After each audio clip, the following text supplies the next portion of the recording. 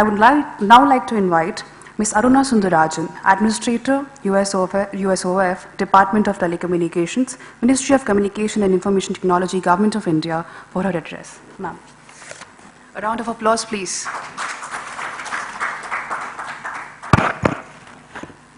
Thank you. Dr. Ravi Gupta, my colleague, Mr. Tripathi, Mr. Lavish, friends, at the outset, it's a real pleasure to be here this morning and to share some of my thoughts on this very important subject of Digital India and the policies and the programs that will shape Digital India in the time to come. As you know, the government unveiled the vision of Digital India about a year ago, and we are shortly about to see on the 1st of July, the PM is actually going to unveil the Digital Week.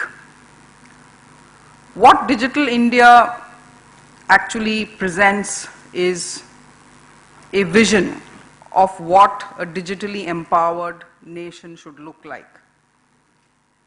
And in fact, the vision that also spells out what are the key architectural pillars on which this rests. And if we look at what has been stated there, basically it speaks about digital infrastructure as a utility to every citizen to begin with. Because clearly, unless the digital infrastructure is there, which will allow citizens to access the services that can be offered, the vision will not be possible to be realized. And in digital infrastructure, it speaks about two pillars. It speaks about broadband as a utility to every citizen, and it speaks about universal mobile access. Since I am directly dealing with these two aspects, I'm going to spend a little more time on these two.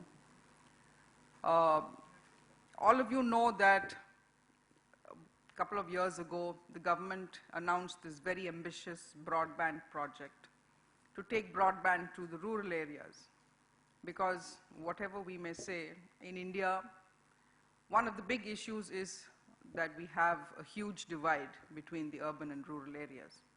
So the National Optic Fiber Network project was announced as a digital highway project that will actually take high-speed optic fiber cables to every one of India's 2.5 lakh gram panchayats. Now, in the last few months, we have accelerated this project. In fact, there's been a 30-time acceleration in the progress of the project.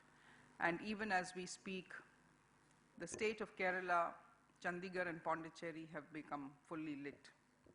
And we expect that the PM will be unveiling those or commissioning those networks on the 1st of July. Overall, we have also laid about 75,000 kilometers of cable in about the last 8 to 9 months, which is actually quite a record. Having said that, we must also recognize that we have a huge deficit to begin with. So unless we really build digital infrastructure at the speed at which it is needed, this vision of Digital India will not be realized. Unfortunately, as far as broadband penetration is concerned, India is actually way down the list. Even though we know that we have 1 million telephone customers, we just crossed the historic milestone of 1 billion about a month back. We have 1 million people who can access telecommunications in this country. We have 300 million internet subscribers. We have 85 million broadband, but this is still very, very low compared to most of the other countries. If you look at the leading digital nations, whether it's a Korea or a Japan or countries in Europe, etc., India has a long way to go.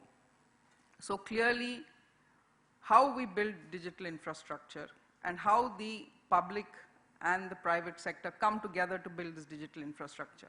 Because clearly digital infrastructure cannot be built by government alone. Even if the optic fiber cables are being put in by the government, that is still only a middle mile. The last mile still has to be provided by the private sector.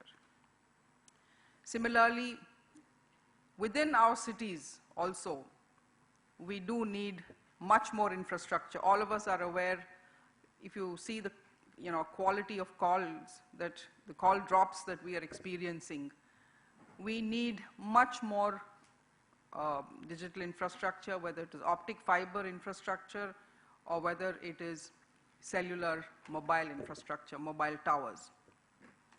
So this is something where both the telecom service providers and the government industry need to work together. On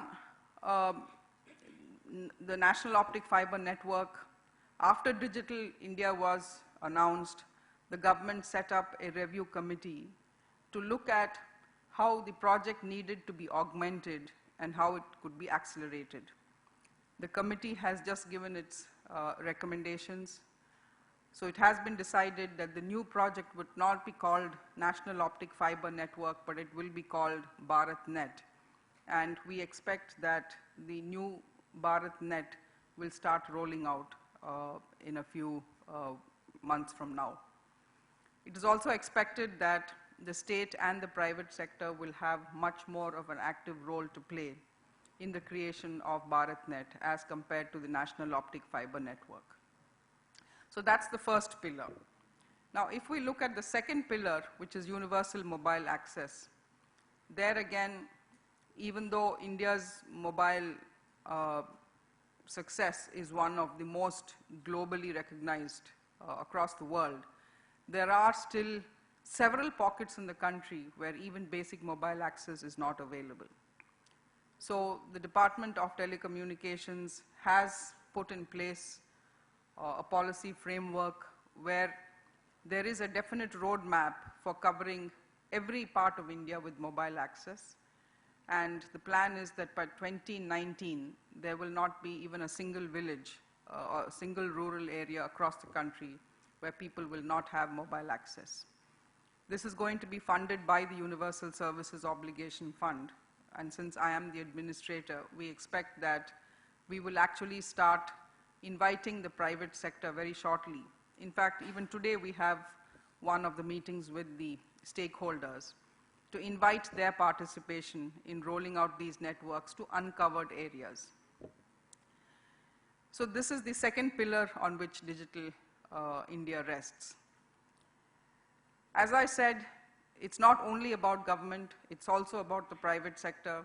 We know that companies like Reliance Jio, which are coming in with a huge 4G rollout, will be one of the key players who will be making Digital India possible. Similarly, Airtel and others are also expanding their networks to roll out 4G and 3G. So we do foresee that there will be a huge jump in the numbers of Indians who will have access in the times to come.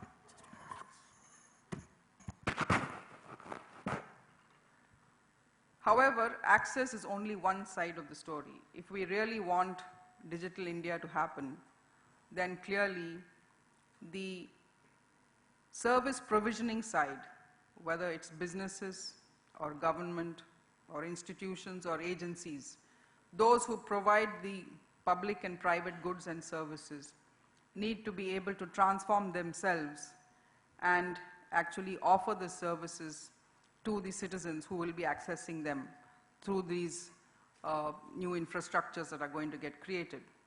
And that is where I think an even bigger challenge rests.